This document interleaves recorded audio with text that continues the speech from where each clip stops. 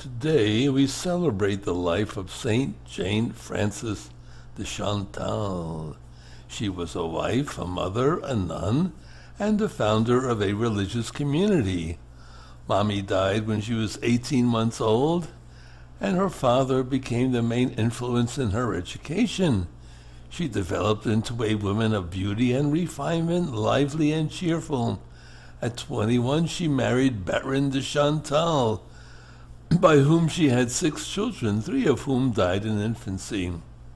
At her castle, she restored the custom of daily mass and was seriously engaged in various charitable works. Her husband was killed after 7 years of marriage, and she sank into deep dejection for 4 months at her family home. Her father-in-law threatened to disinherit her children if she did not return to his home. He was then 75, vain, fierce, and extravagant. Jane Frances managed to remain cheerful in spite of him and his insolent housekeeper. When she was 32, she met St. Francis de Sales, who became her spiritual director, softening some of the severities imposed by her former director. She wanted to become a nun, but he persuaded her to defer this decision. She took a vow to remain unmarried and to obey her director.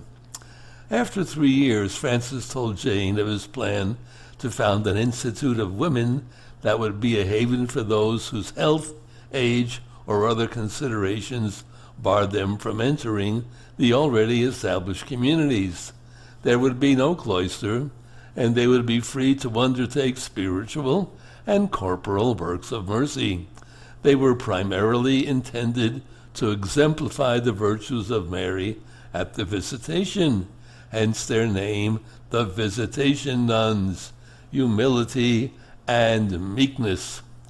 The usual opposition to women in active ministry arose, and Francis de Sales was obliged to make it a cloistered community following the rule of St. Augustine. Francis wrote his famous treatise on the love of God for them. The congregation, consisting of 3 women, began when Jane Frances was 45. She underwent great sufferings. Frances de Sales died. Her son was killed. A plague ravaged France. A daughter-in-law and son-in-law died. She encouraged the local authorities to make great efforts for the victims of the plague, and she put all her convent's resources at the disposal of the sick. During a part of her religious life, Jane Frances had to undergo great trials of the spirit, interior anguish, darkness, and spiritual dryness. She died while on a visitation of convents of the community. Oh, there you go. If you ever wondered who founded the Visitation Sisters, now you know. St. Jane Frances de Chantal, and not without a lot of personal suffering and pain. But she did it with Christ and for Christ, and that made all the difference.